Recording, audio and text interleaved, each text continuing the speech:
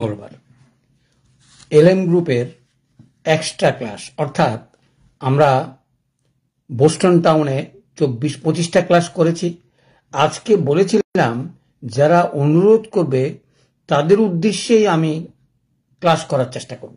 সে উদ্দেশ্যে আজকে অনুরোধ, অর্থাৎ অ্যাসিড ফোর্স অনুরোধ করেছে আলোচনা করার জন্য, সেটা আলোচনা রেখেছি। আর আমার এলএম সিস্টেম অর্থাৎ এলএম গ্রুপের প্রশিক্ষণ ক্লাসের সম্বন্ধে কিছু বলেই আমি অ্যাসিড ফোর্সের আলোচনা শুরু করব।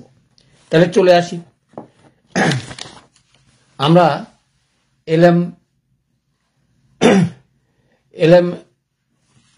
এলএম হোমিও ট্রেনিং সেন্টার নামে একটা গ্রুপ করেছি, অর্থাৎ 6 মাসের একটা কোর্স, একটা সার্টিফিকেট দেব এবং 6 মাসের কোর্সের সমস্ত কিছু আমি আপনাদের উদ্দেশ্যেই প্রচার করে ফেলেছি, অর্থাৎ বিজ্ঞাপন দিয়েছি।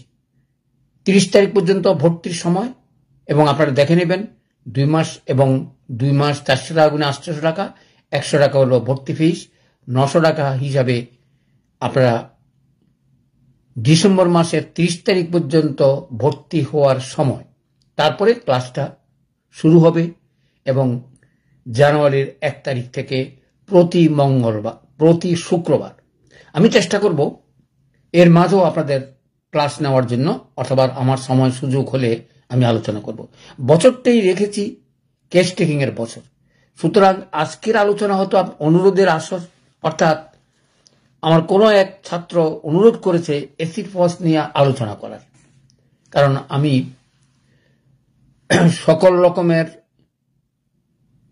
সকল রকমের মেডিকেল আলোচনা প্রায় শেষ করে ফেলেছি। আগের এই ওষুধগুলো ভিডিও আছে, সেটা দেখার আহ্বান জানাচ্ছি।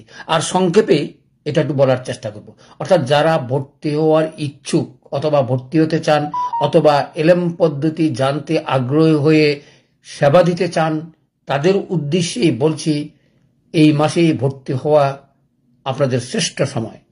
তারপরও হয়তো আমি একটা লিমিট রেখেছি যে কতজন ছাত্র নেব। আমি আশা করছি 50 থেকে 60 জন ছাত্র আমার হলেই আমার 6 মাসের ক্লাস আমি স্টার্ট করব।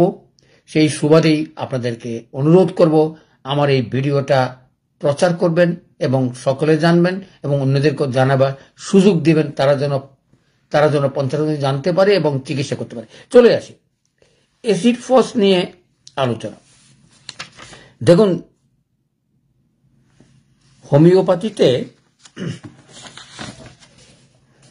এক একটা ওষুধের বর্ণনা করতে গিয়ে শেষ করা যাবে না, সুতরাং আমরা ওইটুকু যাব না। কারণ কালকেই বোধ আমি দেখেছি কোনো এক লোকে বলেছেন 8000-এর মতন ওষুধ আছে। এই 8000-এর লক্ষণ যদি চিন্তা করেন, আমি যতটুকু জানি সালফারের লক্ষণই 70,000 আছে।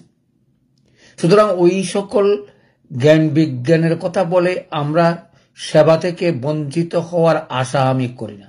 আমরা কত সহজেই কতভাবে সেবা দিয়ে হোমিওপ্যাথিতে ষষ্ঠ সংস্করণ এলএম পদ্ধতি এসে আমাদেরকে কি করেছে, সেটা যদি আপনারা একটু উপলব্ধি করতে পারেন, তাহলে ওষুধের সকল সমস্যার সমাধান হয়ে যাবে বলে আমার বিশ্বাস। সেই সুবাদে আজকে আলোচনাটা রেখেছি অ্যাসিড ফোর্স। যেই ছাত্রই আমার এটা বলে থাকুক না কেন, এই যুগে এই জিনিসের এত প্রয়োজনীয়তা উপলব্ধি করতেছি যেটা চিন্তাই করা যায় না। তাহলে চলে আসি, এটা একটা অ্যাসিডিক এবং কেমিক্যাল সাবস্টেন্স যেটা তৈরি হয়, এবং সবচেয়ে বড় কথা হলো ফসফরিক অ্যাসিড বলা হয়, এটা অ্যাসিড গ্রুপের, এবং সেটা কেমিক্যাল ভাষা অনেক আছে, আমরা সেখানে যাব না। আমরা চলে আসি, এটা সরিক মায়াজমের ওষুধ। অর্থাৎ সরিক মায়াজমের আমরা নিশ্চয়ই জানি, সরিক, স্যাকোটিক এবং সিফিলিটিক 3টা মায়াজম নিয়ে আমাদের বিস্তৃত আলোচনা হয়েছে। সেই সরিক মায়াজমের উপরে তার ফাংশনটা বেশি। তাহলে আমি চিনব কি করে? কারণ আমরা প্রথমেই বলি দেখি যেন মনে হয় চিনি উয়ারে।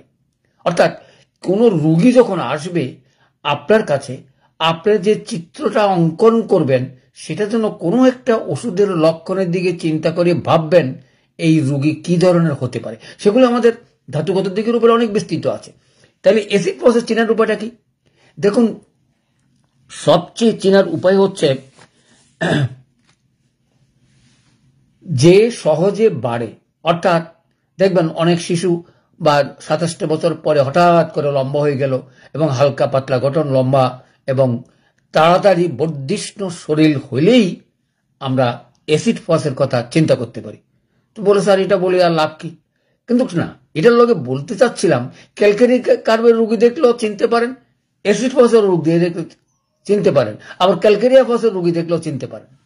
তাহলে দেখুন তিনটা ওষুধ ধাতুগত দিকের উপরে বিচার করে আপনারা যদি মনে রাখতে পারেন তাহলেই আমরা সিলেকশনের বেলাও অনেক দূর হেল্প। আমি কথা বলবো না, কারণ একটা লক্ষণ দৃষ্টে আমাদের লক্ষণ সমষ্টি বলা হয় না। সেই সুবাদে নরেন্দ্র মোদী সুন্দর করে 4টা লক্ষণ দিয়ে ওষুধ নির্বাচনের ক্ষেত্রে ওনার যে অবদান, এবং সেই অবদানের ভিত্তিতে আমরাও চিন্তা করি অন্তত প্রতিটা মেডিসিনের 7-8টা লক্ষণ মনে রেখে যেগুলোর উপরে ভিত্তি করি আমরা ওষুধটা প্রয়োগ করতে পারি এলএম পদ্ধতিতে। সেই সুবাদে আপনাদেরকে বলছি, দেখি যেন মনে হয় চিনি ওয়ারে। আচ্ছা, এখন তাকে দেখলাম যে হয়তো ফর্সা, হালকা পাতলা, বড় লম্বা হয়ে গেল এবং হঠাৎ করে বড় হয়ে গেল, অথবা দেখতে শুনতে সেরকম, তাহলে আপনি ধরেই নিতে পারেন সেটা অ্যাসিড ফসের রোগী। তাহলে আমরা কি পাইলাম? আমরা প্রথমে দেখলাম যে তার বর্ধিষ্ণুটা কেমন, বয়স কত, গায়ের রং কি, এবং সেটা ক্যালকেরিয়া কার্ব, ক্যালকেরিয়া ফস এবং অ্যাসিড ফস। এই 3টা রোগীর কথা যদি চিন্তা করি, আরো অনেক কিছু আছে, যেমন আমরা মনে করি সালফার একটা নোংরা, আবার ফসফরাসটা একেবারে ফিটফাট চেহারা, আর্সেনিকও ফিটফাট, ফসফরাসে আরো বেশি ফিটফাট। এই সকল ওষুধের কথা চিন্তা করেই আমরা হয়তো লোকগুলোকে ভাগ করে ওষুধের কথা চিন্তা করতে পারি। তার অর্থ এই কথা নয় এটা না জানলে যে আপনি চাকরি করতে পারবেন না, তা নয়। কারণ আমাদের লক্ষণ খুঁজতে হবে। হয়তো ধরে নিলাম সে সেরকম হইতে পারে, এই জন্য প্রথমেই নাম রেখেছি দেখি যেন মনে হয় চিনি ওয়ারে। তারপরে চলে আসে, আমি কতগুলো লক্ষণ নিয়ে আলোচনা করব। তার উপরে প্রথমে আলোচনা করি যে কোন কোন অঙ্গের উপরে তার দক্ষতা বা ক্রিয়া বেশি। এটাও একটু মনে রাখার দরকার। আপনারা যে সময় পড়েন, যে কোনো ওষুধেই পড়েন, একটু মনে রাখবেন কোন কোন জিনিসের উপরে, কোন কোন অঙ্গের উপরে কোন কোন ওষুধটা বেশি কার্যকর।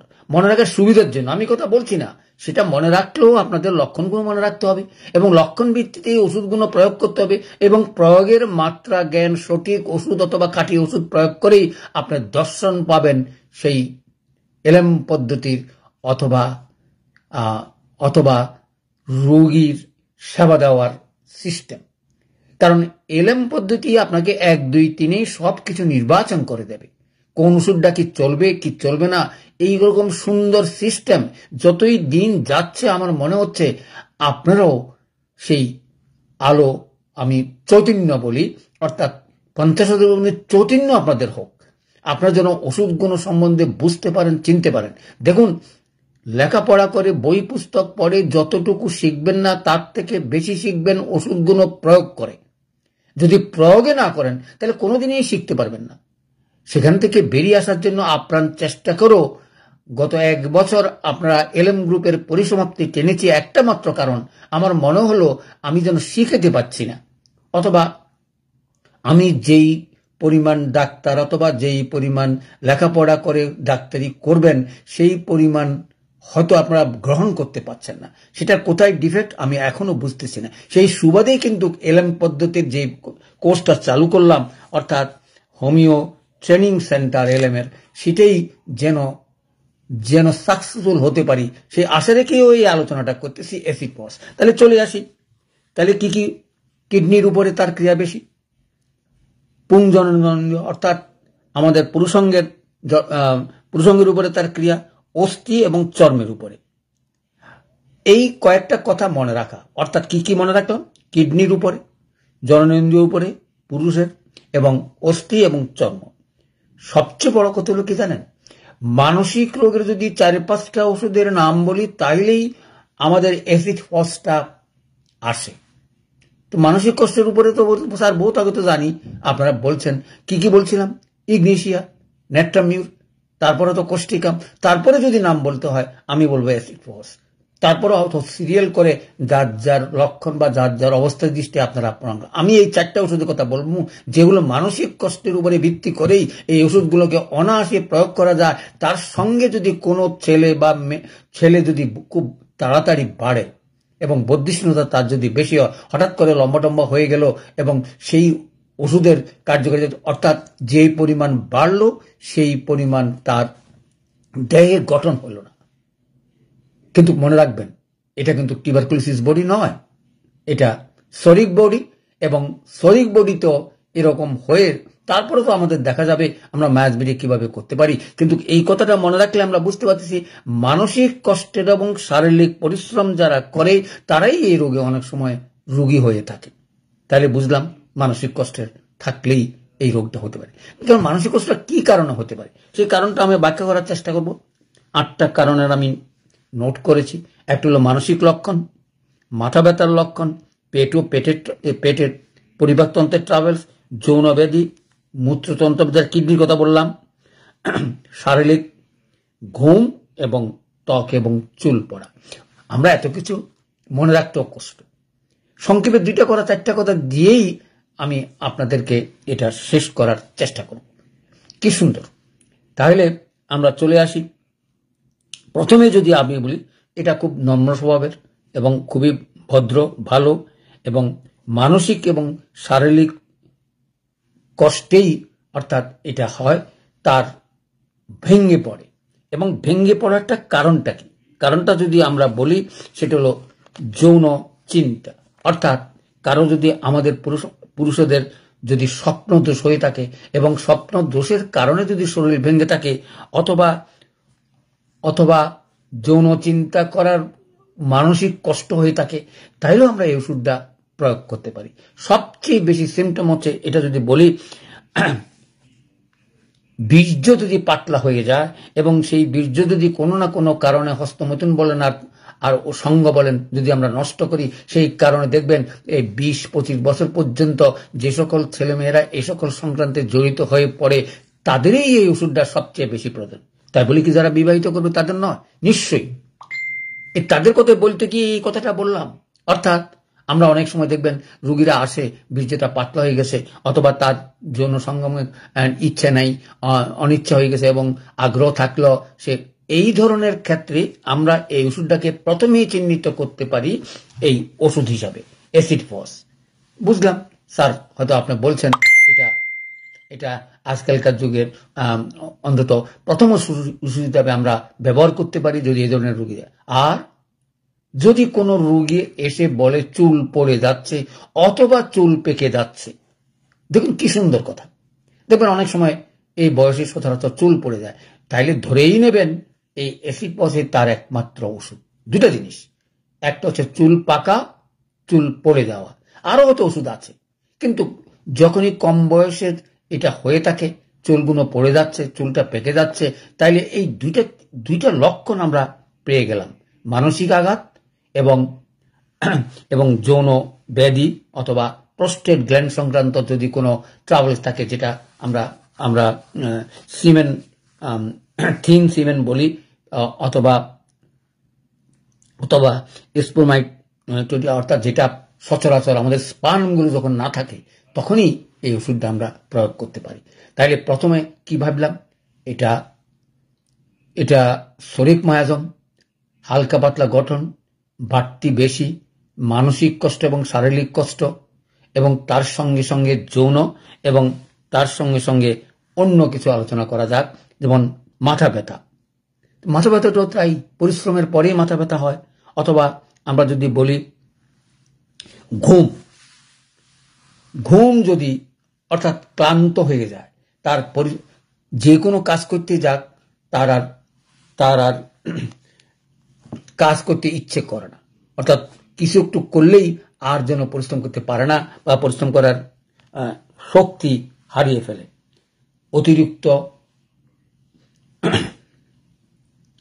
অতিরিক্ত ঘুম ভাব দিনের বেলা, আবার রাত্রিবেলা নিদ্রাহীন। এই কয়েকটা কথা মনে রাখলে আমরা এই অ্যাসিড ফসকে অনায়াসেই প্রয়োগ করতে পারি এই কতকগুলো সিমটমের উপরে। মাথা ব্যথাটা কিরকম? পরিশ্রমের পর মাথা ব্যথা, অথবা শারীরিক দুর্বলতার পর মাথা ব্যথা এবং চুল পড়ার পরও মাথা ব্যথা হইতে পারে। সেই কারণেও যদি মাথা ব্যথা হয়ে চুল পড়ে তাইলেও আপনারা এটা দিতে পারেন। তারপরে চলে আসি পেটের ট্রাভেলস। কি ধরনের পেটের ট্রাভেলস?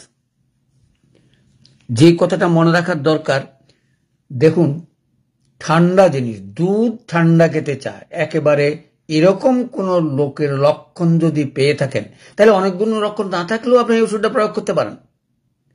কি প্রয়োগ? অর্থাৎ ঠান্ডা দুধ খেতে তার ইচ্ছে করে অথবা খায় অথবা তার প্রবণতা বেশি। অন্য গুণ তো দেখবেনই। যদি একটা লক্ষণের উপরে বিবেচনা করেন, যদি কোনো লোক এসে বলে যে ঠান্ডা দুধ খেতে তার কাছে খুব ভালো লাগে এবং সে খুব পছন্দ করে এবং সে খুব খায়, তাহলে আপনি ধরেই নিতে পারেন এই লক্ষণের ভিত্তিতে আর দু একটা লক্ষণ পাইলেই আমরা এই ওষুধটা প্রয়োগ করতে পারি। দেখুন অনেক সময় আমরা প্রশ্ন করি যে স্যার একক লক্ষণের ভিত্তিতে কোনো ওষুধ হয় না। আমি এখনো বলবো একক লক্ষণের ভিত্তিতে কখনো ওষুধ নির্বাচন করা সঠিক নয়, যেটা করে আমরা বিগত দিনে ভুল করে এসেছি। যেমন আমি এই লক্ষণের কথা বললাম, এই লক্ষণের সাথে অন্য গুণ থাকতে হবে, আর অথবা অন্য কোনো লক্ষণ না পাইলে এই ওষুধটা প্রয়োগ করতে হবে। দুইটাই কিন্তু কারেক্ট। অর্থাৎ আপনি কোনো কিছু পাচ্ছেন না, তার কোনো লক্ষণই পাচ্ছেন না এবং লক্ষণ মতন ওষুধও দিতে পাচ্ছেন না এবং ওষুধ দেওয়ার মতন আপনার, অর্থাৎ আপনি যে কেস টেকিং নিলেন সেখানে কোনো ওষুধের নির্বাচন করতে পারছেন না। কিন্তু একটা কথা রুগী এসে বলল ঠান্ডা দুধ তার কাছে খুব ভালো লাগে এবং সে খায়, পছন্দ করে এবং সে এখনো খেতে থাকে, তাইলে কিন্তু আপনার এসিড পজটা নির্ণয় করতে পারেন। বলে স্যার আপনি যে বললেন যে লক্ষণ সমষ্টি পাইলাম না, এখন কিভাবে নির্বাচন করব? দেখুন যদি তার লক্ষণ থাকে, এই লক্ষণটা ওষুধটা দেওয়ার পর যে M1 M2 যদি দেওয়ার পরে চলে যায়, তাহলে তো আপনি বুঝলেন সেই আর তার দরকার নাই। প্রশ্ন আসছে, বলে স্যার একটু আগে বললেন আপনি সরিক মায়াজম, এখন বলেন ওষুধটা একটা লক্ষণে চলে গেছে আর প্রয়োজন নাই। সেটারও বলার কারণ আছে।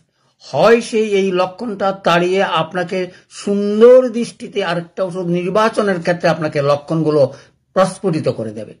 কে? Acid phos. কেন? সে সরিক মায়াজমের রোগী।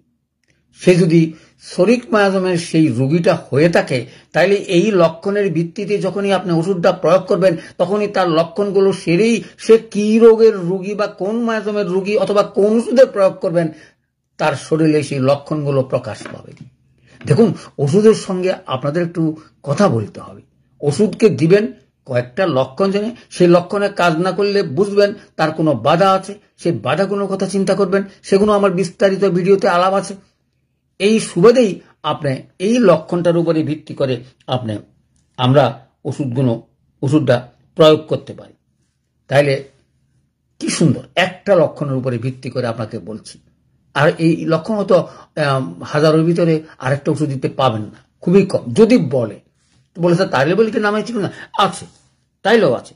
আমরা যে মূত্রতন্ত্রের কথা বললাম, আমরা যে প্রস্রাবের ট্রাভেলসের কথা বললাম, ঘন ঘন প্রস্রাব যদি রাত্রে করে, অর্থাৎ দেখুন ঘন ঘন প্রস্রাব কার হয়? যার ডায়াবেটিস আছে। ডায়াবেটিস মানে তো কিডনি ফেল অথবা লিভার ট্রাভেলস অথবা স্পিনের ট্রাভেলস। তাইলে এই তিনটা অঙ্গের সংযুক্ততেই আমাদের ডায়াবেটিস রোগটা হয়। আমরা তো রোগের চিকিৎসা করি না, আমরা কিডনির চিকিৎসা করি, স্পিনের চিকিৎসা করি, লিভারের চিকিৎসা করি। সেরকম যদি হয়ে ঘন ঘন প্রস্রাব যদি হয়ে থাকে রাত্রে, এবং আরো কি এই কয়েকটা লক্ষণ, কি সুন্দর, প্রস্রাবটা হবে সাদা। তো স্যার বুঝলাম, আরো কথা আছে, খালি প্রস্রাব সাদা হবে না, পায়খানাটাও সাদা হয়। এগুলো দেখেন কিনা জানি না, বা দেখার মতন যোগ্যতা যদি থাকে, অথবা শিশুদের অথবা বয়স্কদেরকে আপনার জিজ্ঞাসা করে আপনি জানতে পারেন পায়খানার রংটা কেমন, তাইলেও আপনি এটা বুঝতে পারবেন। তাহলে এই তিনটা লক্ষণ যদি আমরা পেয়ে যাই, তাহলে তো সোনার সোহাগা আমরা পেয়ে গেলাম। কিন্তু আপনি মনে রাখবেন, আমি কেসটি কিন্তু যখন আলোচনা করছিলাম তখন সকল বাধার কথা বলছিলাম, এর ভিতরে তার কোনো বাধা আছে কিনা। আমি বলছিলাম এই নাক্সটা দিলেই বাধাটা অতিক্রম হয়, কারণ আমরা জানি অনিয়মের ওষুধ নাক্স। আজকে নতুন শিখলাম অনিয়ম ছাড়াও যদি এই 2-3টা লক্ষণ থাকে। কি কি লক্ষণ?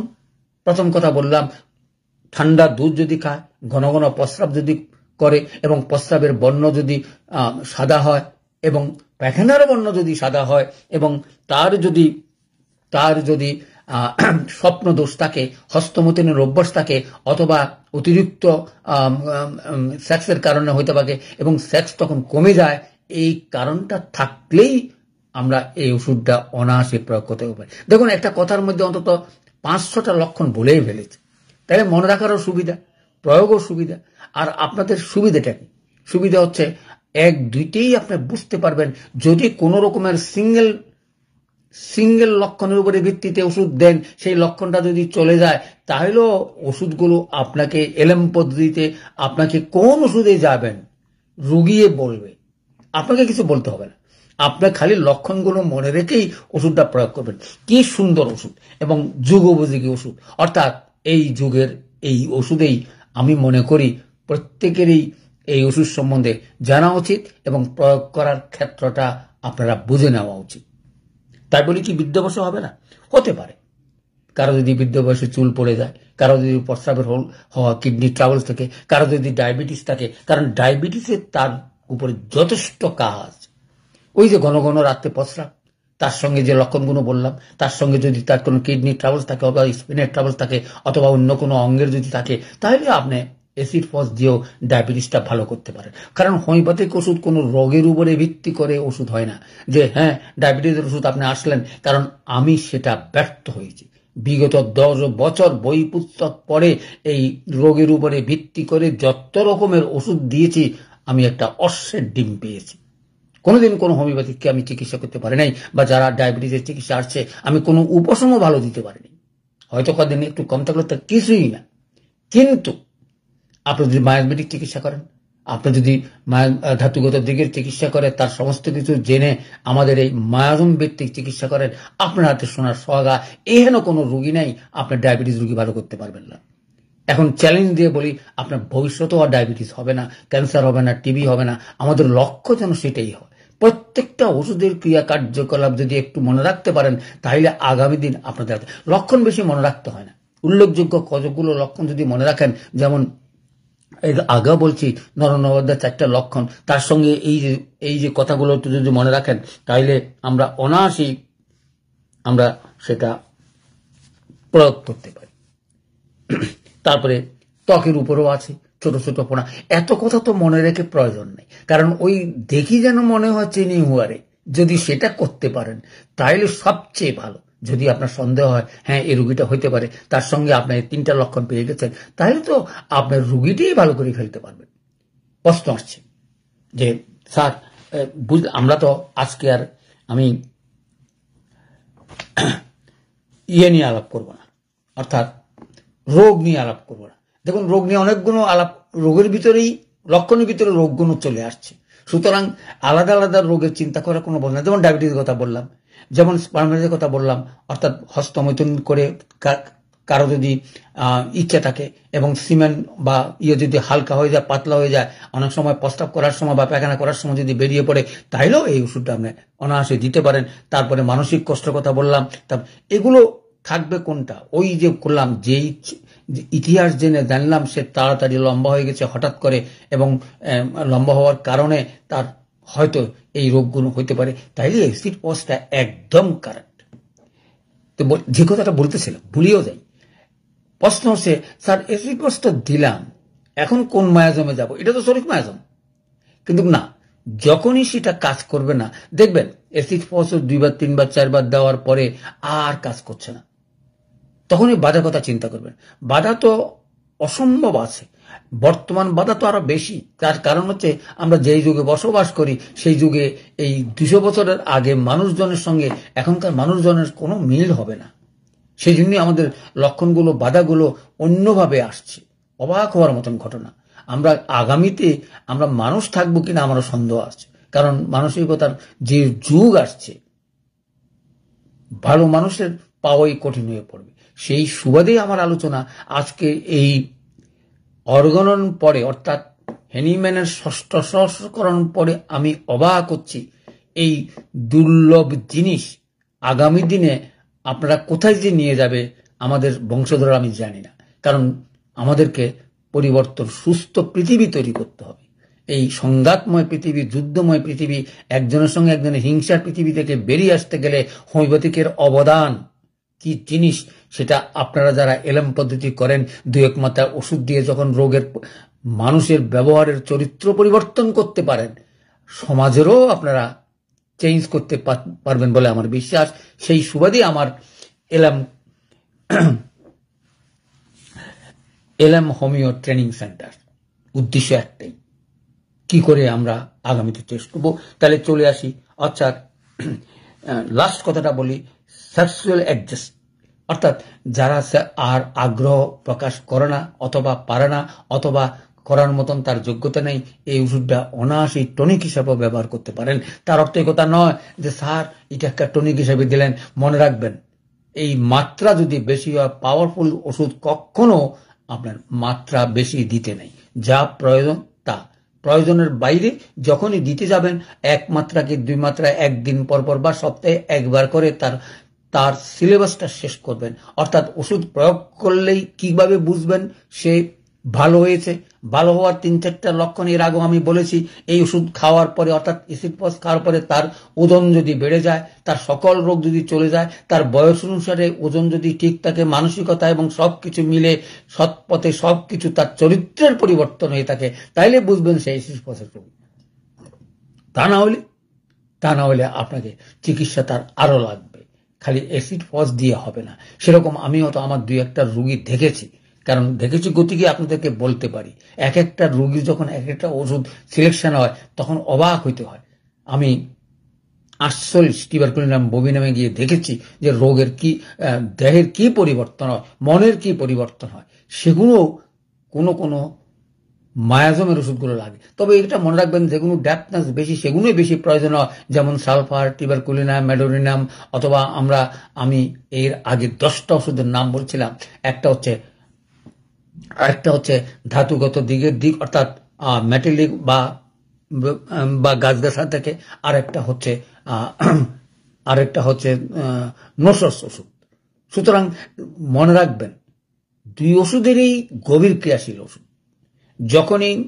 যখনই মেটালিক অথবা গাছগাছার ওষুধ শেষ করতে পারবেন না, তখনই আপনি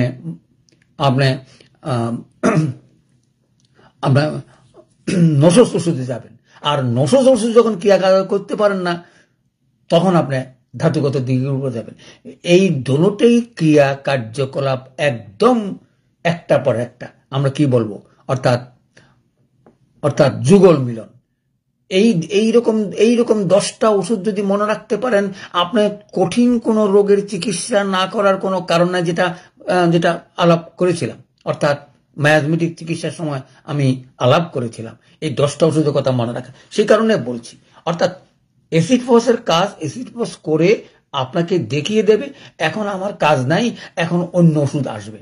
অনেক সময় আপনারা বলেন, স্যার আমরা তো চিকিৎসা করতে পারি না, কি ওষুধ দেবো কি ওষুধ দেবো, কিন্তু বারবার করি আপনাদেরকে বলি।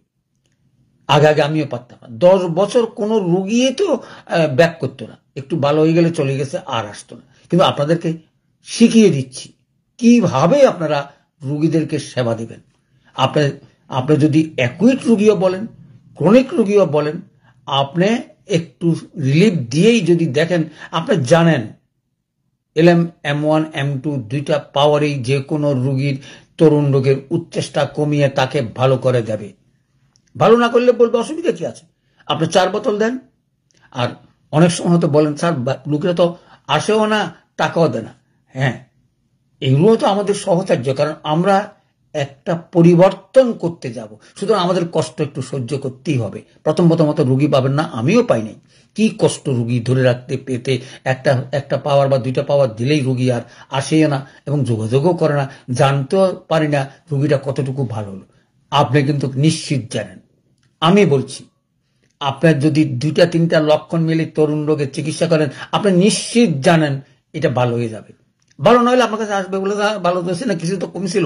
কারণ আপনাকে এই ওষুধ বলে দেবে যে আমি আর কাজ করতে পারছি না। হয়তো সে তরুণ রোগের কথা বলবে, আর না হলে সেই চিররোগের কথা আপনাকে জানিয়ে তার কাজ শেষ করবে।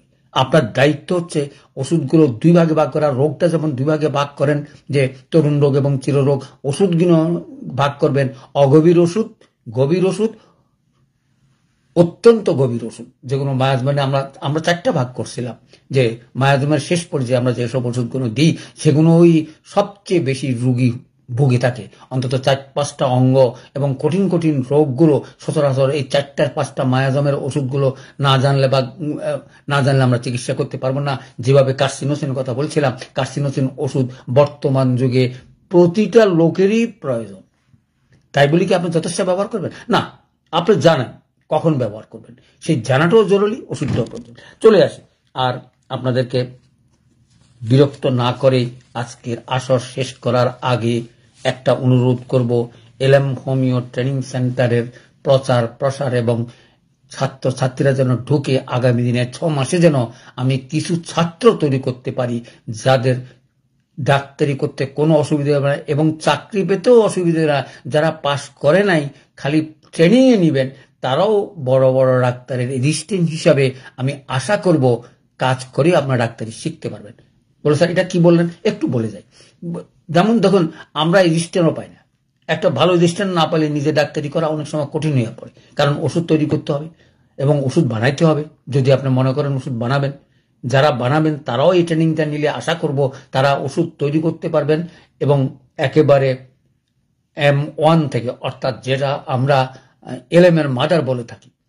আর ওষুধ তৈরি করা, ওষুধ দেওয়া, কারণ আপনি যখন ডাক্তারি করবেন তখন ডাক্তারি নিয়ে আপনাকে চিন্তা করতে হবে, তার সঙ্গে অ্যাসিস্ট্যান্টের প্রয়োজন। আপনারা যারা জানেন তারা মেট্রিক পাস করা ছেলে মেয়ে যদি থাকে, এই ট্রেনিংটা নেওয়ার ব্যবস্থা করে দেয়। অন্তত আমি আশা করব, চেষ্টা করব এটা করার পরে আপনাদের জন্য সকলেই অ্যাসিস্ট্যান্ট রাখতে পারেন, কারণ সব কিছু কাজ আপনি করে রুগী ডাক্তার দেখা অনেক সময় কঠিন হয়ে পড়ে। আপনার দায়িত্ব হচ্ছে কেস টেকিং সুন্দর করে নেবেন, ব্যবহার ভালো করবেন, কেসটিংটা নিয়ে ওষুধগুলো সিলেকশন করবেন, ওষুধ বানিয়ে ততক্ষণে আরেকটা লোককে বিদায় করবেন এবং অবজারভেশন, চিন্তা, এগুলো সারাক্ষণ রোগী নিয়েই থাকতে হবে, রোগ নিয়েই থাকতে হবে। কারণ কঠিন কঠিন রোগগুলোর জন্য রোগী এখন আমি আপনাদের কাছে রেফার করব, যারা আমার এখানে ভর্তি হয়ে আগামী 6 মাসের ট্রেনিং নিয়ে এই সার্টিফিকেটটা পাবেন। মনে রাখেন, যে যেখানে থাকুন না কেন সেখানেই মনে করবেন আপনার এই ঘর থেকেই শুরু হবে আমাদের অভিযান, অর্থাৎ সকল রকমের চিকিৎসা আপনারা ঘরে বসেই করতে পারবেন এবং করে বসার জন্য এই প্রচেষ্টা, অর্থাৎ রোগী আমি দেব, আপনাকে চিন্তা করতে হবে না। কারণ বহু রোগী চায় আমরা রেফার করতে পারি না, অমুক জায়গার ঠিকানাটা থাকলে যান, সেখানে ওষুধও পাবেন, ডাক্তারও পাবেন। কি ডাক্তার? 1 পদের ডাক্তার। 1 লক্ষণের ভিত্তিতে আমরা কোনো ওষুধ, আমরা কোনো রোগের চিকিৎসা করি না, আমরা যে সিস্টেমে চিকিৎসা করি কোথাও কোনো এই অসুবিধা নাই। আমরা লক্ষণ দৃষ্টি ওষুধ দিই, লক্ষণগুলো না থাকলে আমরা চিকিৎসা কি ডায়াবেটিস, কি হার্ট ডিজিজ, কি হার্ট ফেল, কি হার্টের ছিদ্র, কোথায় ক্যান্সার, কোথায় কি, এত কিছু জানার দরকার নেই। দরকার আছে এই কারণে, নইলে রুগীও বলবো যে ডাক্তার সাহেব কিচ্ছু বুঝে না, এলোপ্যাথিকেরা এত বড় রিপোর্ট দিয়ে আনছেন, কিন্তু দেখুন তো 15-20 দিন সমস্ত কিছু রিচার্জ করে ডাক্তারের কাছে আসলেন, ডাক্তার দেখি কিছু বললো, আপনার চিকিৎসার আর কোনো ওষুধ নাই। আপনারা হোমিওপ্যাথি ডাক্তার এই কথা বলতে পারবেন? হ্যাঁ, সেটা মৃত্যু পথযাত্রীকে বলা যাবে, কিন্তু তারা কি বলে, ওষুধপত্র টেস্ট করে সব কিছু আসছে যে না আপনার আর কোনো চিকিৎসা নেই। কিন্তু হোমিও ডাক্তারের সেটা নয়। হোমিও ডাক্তারের হচ্ছে সব রকম লক্ষণ যদি থাকে আমাদের ওষুধ আছে, লক্ষণ নাই ওষুধে নেই। সেজন্য আমি বলে থাকি পিসফুল ডেথ যদি বুঝতে পারেন তাহলে দেখবেন কি দর্শনে আপনারা রোগীগুলো দেখেন, অর্থাৎ যে রোগী মারা যাবে তার কোনো ওষুধে আপনাকে কাজ করবে না, কারণ জীবনী শক্তি তার শেষ হয়ে গেছে, সুতরাং সে সাফার নাসার করবে না। কি সুন্দর, কি মৃত্যুটাও যেন একটা আনন্দের। বলে স্যার এটা কেন বললেন, মৃত্যু কি আনন্দের হয়? তো আপনি 80 বছর 90 বছর বাঁচার পরে যদি সমস্ত অঙ্গগুলো যদি কাজ না করে তাহলে আপনাকে মৃত্যু শ্রেয়, এবং মৃত্যুরও তাকে বলা হয় পিসফুল ডেথ, আমি তাকে বলে থাকি। এবং এলোপ্যাথিকের ভাষায় সেটা কিন্তু নেই। আমেরিকাতে এসে তিলে তিলে বুঝেছি কি পরিমাণ কষ্ট করে মানুষ মৃত্যু ভোগে, সেটা যদি জানেন তাহলে এলোপ্যাথিক থেকে দূরে থাকার চেষ্টা করবেন। যাই হোক, এগুলো আলোচনার বিষয় না। আমার লক্ষ্য একটাই, আপনারা যারা আজকের ক্লাসটা শুনছেন, এলএম পদ্ধতির প্রচার এবং প্রসার করে অন্তত আগামী 6 মাসে অন্তত 50 থেকে 60 বা 100 জন ডাক্তারও যদি তৈরি করতে পারি তাহলে আপনাদেরও মঙ্গল, আমাদেরও মঙ্গল। কিন্তু বিগত এলএম গ্রুপের আমি সেটা পারি নাই, সেই পারি নাই গতিকে এলএম ট্রেনিং হোমিও ট্রেনিং সেন্টারটা খুলেছি এবং আশা করি আপনারা সবাই সহযোগিতা করবেন এই আশা রেখেই আজকের এই আলোচনা শেষ করছি। সকলকে ধন্যবাদ।